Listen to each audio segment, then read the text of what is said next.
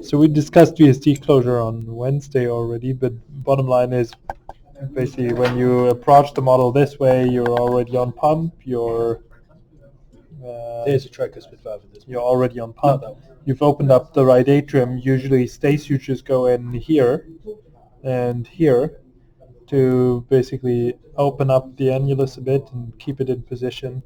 I usually place an additional suture to the lateral aspect of the atrium just to keep that out of my way, but you could argue if you need that or if you don't.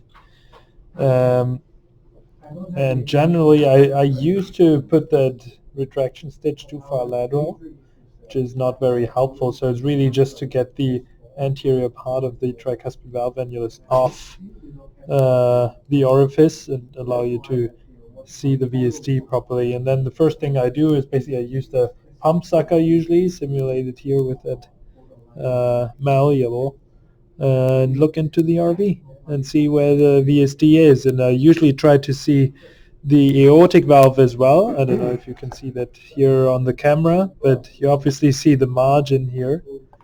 I also want to have a good idea how much override of the aortic valve there is and how far I will likely have to baffle the patch around it. And then it's about judging how big your VSD patch needs to be, and I usually do that with forceps. So I basically try to spread them out the way to get a width measurement, and then basically put that on the patch. It's going to make a few marks with the bloody tips of the forceps, and I usually oversize the patch then, so make it even bigger than what my measurement tells me. Do this here, and then pretty much go for it. It's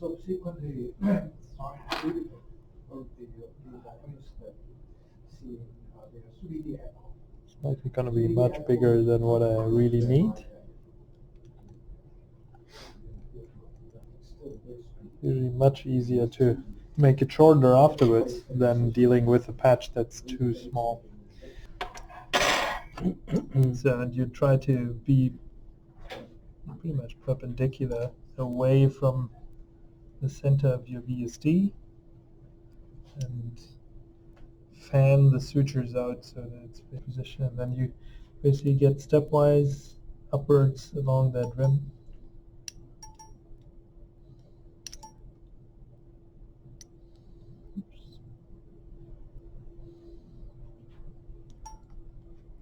And again, on this side, the conduction is usually not an issue. So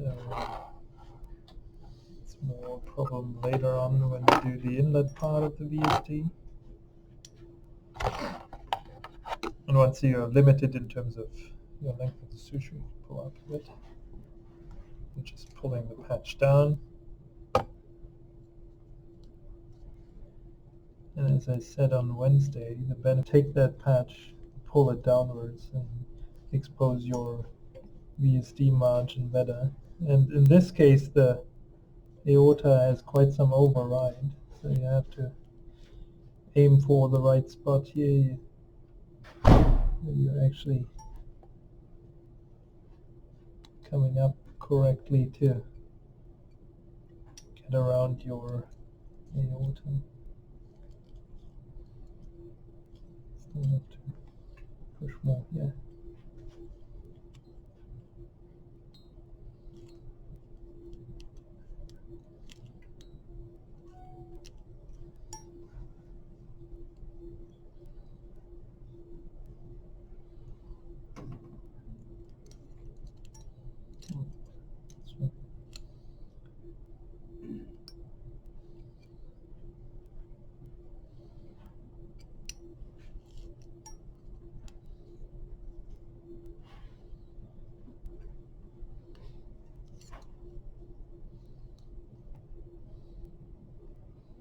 Maybe tearing through the tissue here.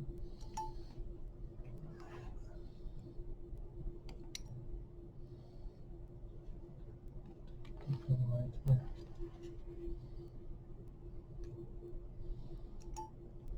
So tissue usually comes more towards you in a regular hard. It's not as stiff as here.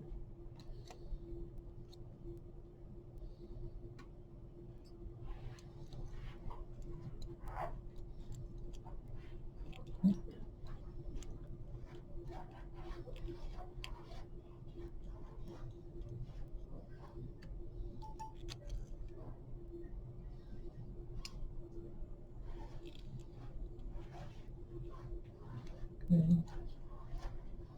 Keep pushing like that.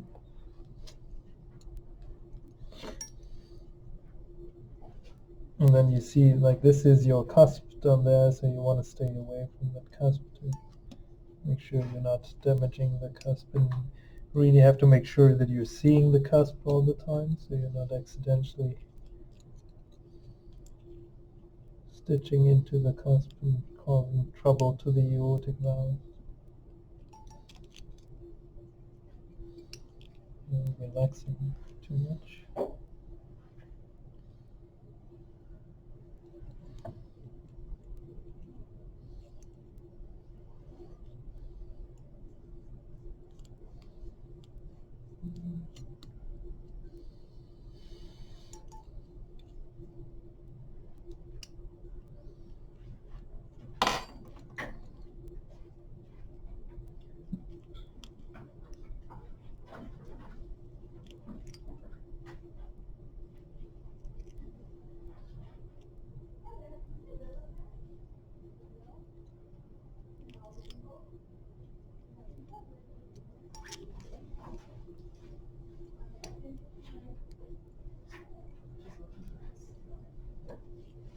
Someone just said your name.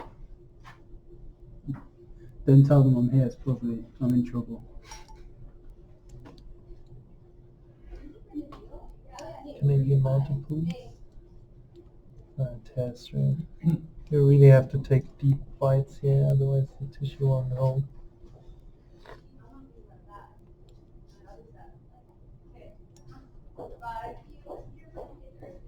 Yeah, I'll definitely see you.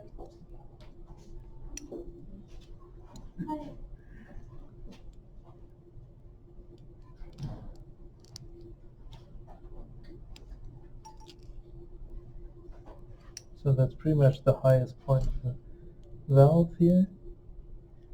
Yeah.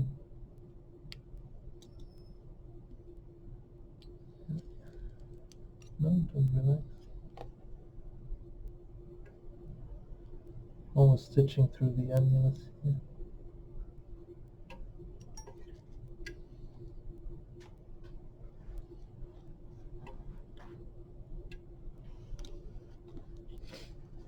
Annulus 1 millimeter. Point, yeah, just one.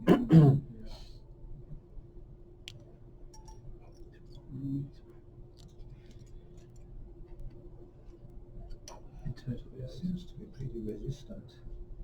Yeah. So it's the shell's 0.5, but then with the tissue matrix, the infill, the first is 0.4 millimeters of agilus as well, so it's 0.9 millimeters to yeah, it does hold the suture. I tried thinner, but then it was just tearing through. This was the limit.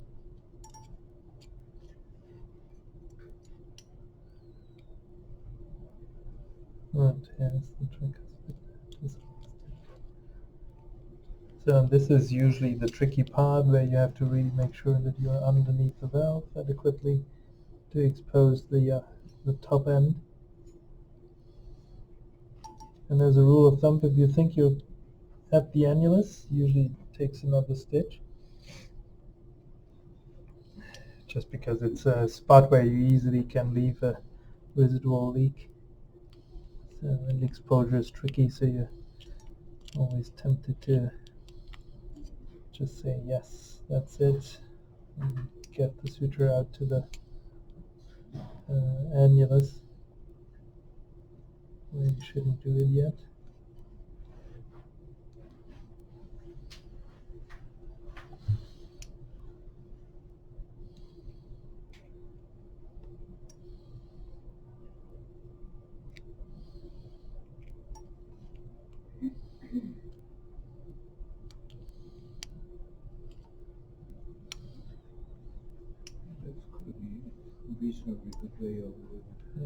assessing intraventricular suture. That's why I tried this. Come on.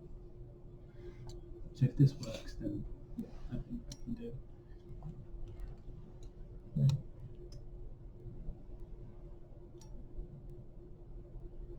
This case is like an experimental case. It works, which it looks like it does.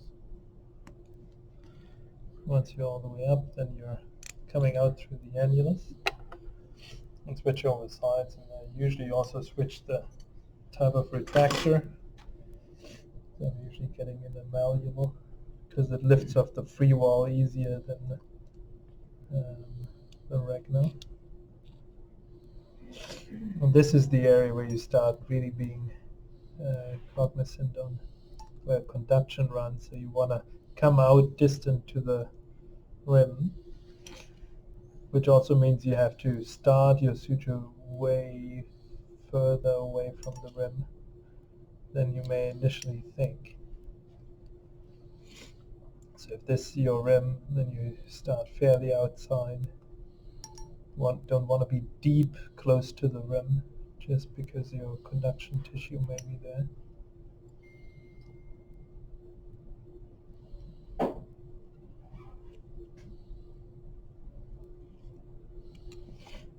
Big step.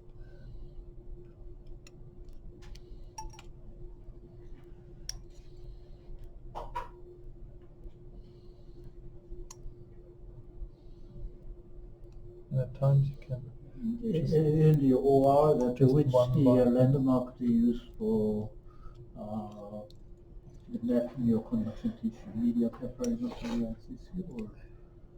or well, usually not really. Like it's really just basically I usually just divide between the lowest point of the VSD and the paramembranous one, and basically the inlet portion and the outlet portion.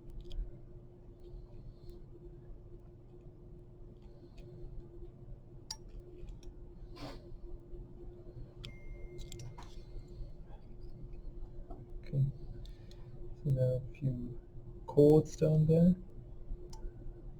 They actually look fairly nice. And that's about the time where I start tailoring the patch if needed. Basically just rest for a while. Take out the forceps and see where all that VSD patch aligns.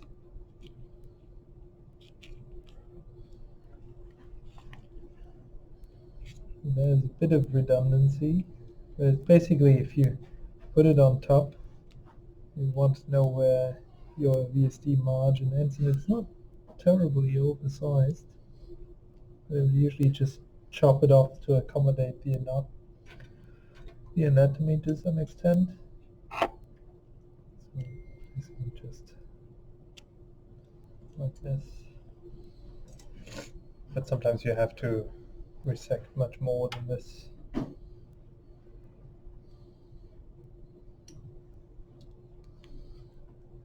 And then with chords, I usually go back and forth between the chords to really pull this. Can I actually go behind these chords? Yeah.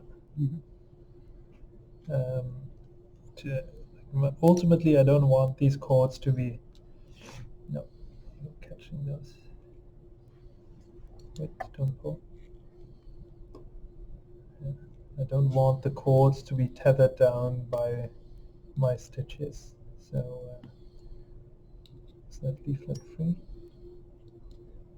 You can usually either lift the leaflet up, or you can put a retraction stitch behind. Many times place the stitches lateral to the chords or to shrouding tissue or whatever obstructs your view, and then put the stitches through the patch again, then weave it back through backwards. Yep.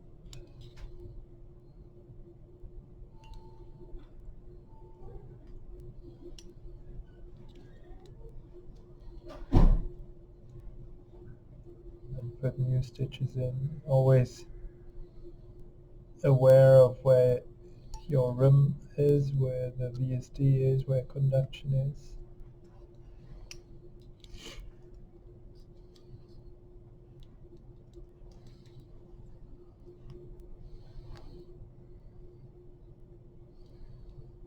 Doesn't usually happen.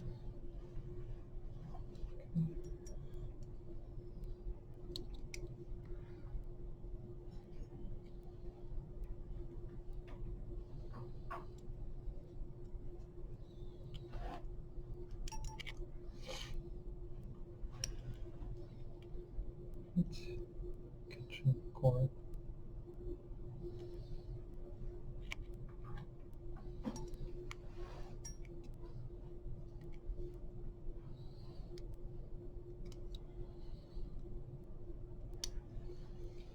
That may at times be a bit tedious to stitch back and forth here, but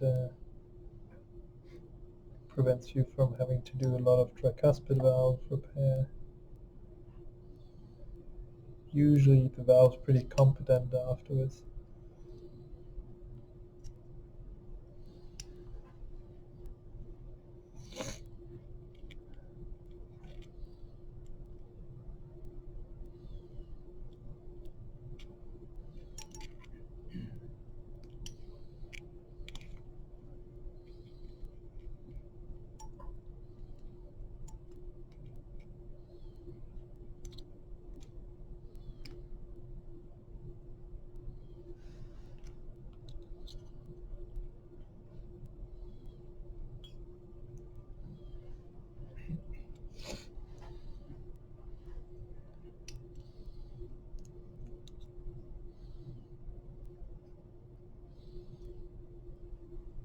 And you're getting pretty close to the annulus here.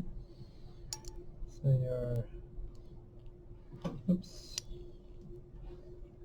tore a cord there.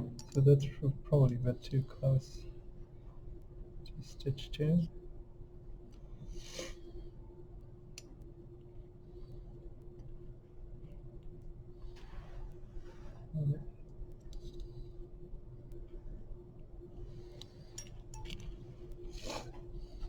Um, so I can basically show you that stitch that I spoke about that Osami is usually putting in. So he usually takes a piece of, I don't have pericardium here, but assuming this piece of atrial wall is pericardium, he uses pledget.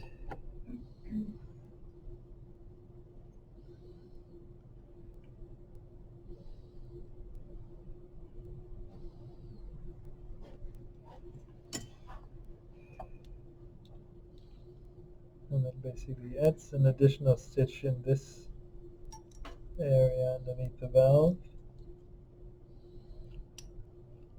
Did you color that for the conduction tissue? Yeah, I do. Can you see it? Yeah. Nice. So you saw that stitch was basically through the ventricular part and out at the VSD patch. And then the other one basically goes out here through the base of your tricuspid valve leaflet.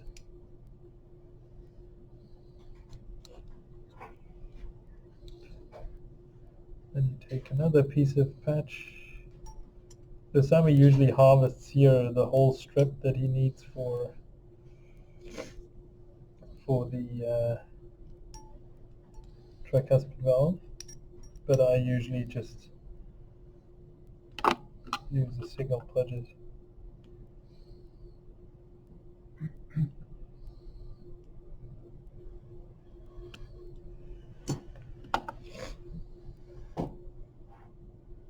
And then you go back in through the base. And it's basically your first mattress that you're stitching there, coming up here. And this way you basically pull underneath the valve, above the valve, and on the patch, all these three components back together. and kind of limit the amount of residual leak that you get in the inlet part. That's at least the thought process behind these things here. Okay. And then it's mattress sutures to the annulus. We don't have endless mattresses here, but I'm just basically showing you one. But the basic concept is the same, obviously. So you're starting close to your last one, then stay at the base of your leaflet, come out, and again, we don't have pericardium, so I'm just channeling through the right atrial wall. Don't blame me for that. But it just highlights how it works, and then basically take another one. And you can space these mattresses out fairly well. It's a strong suture. It seals it off fairly nicely, so it's usually not something to worry about too much.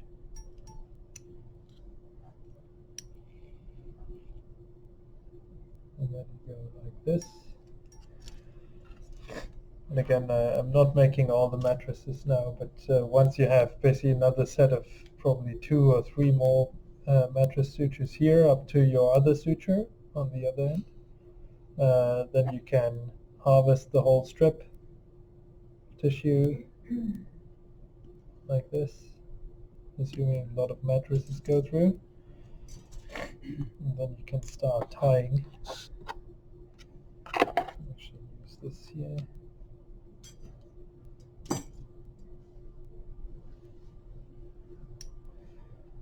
Obviously, the other end of your running stitch also goes through that strip of pericardium.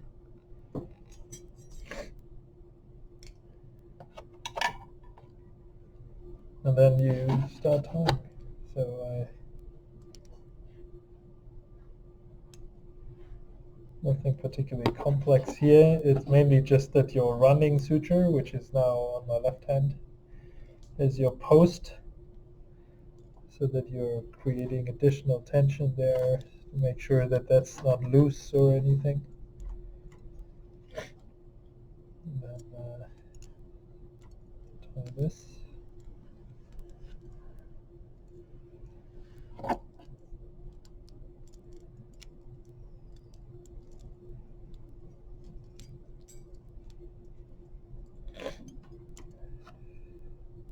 And the other one. So these are 3 sutures, the 2 ends of the mattress plus your running stitch.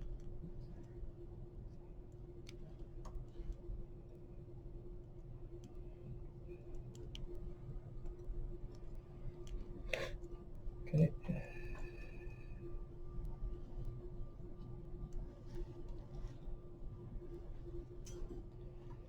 And then you start tying your mattresses there.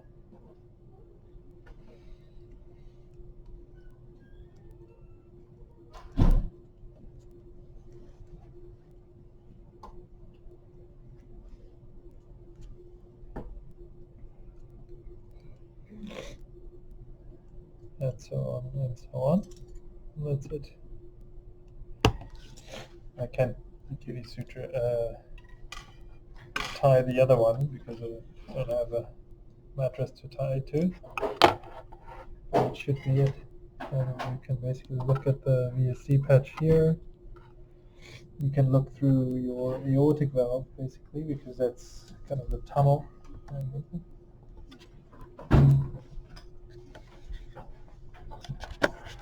that you're creating, and if that's adequate, then you can judge quite nicely if you're away from the rim. So you can judge if you've really been successful staying away from that and protected your conduction system. I don't know, can they see that? It's quite difficult to get. Yeah. But you can see the patch. Yeah. And that it's an unobstructed outflow tract, and that's key. You usually test your tricuspid valve at the end to make sure that it's not leaking. Very common that it's tethered. Usually in this area here where the cords are, many times a simple stitch here in the commissure already causes enough coaptation to leave the valve competent. But for me, it's always kind of a reflection that If it's leaking in that spot, then you haven't taken enough care about how to place your stitches and make sure that you're not compromising the valve.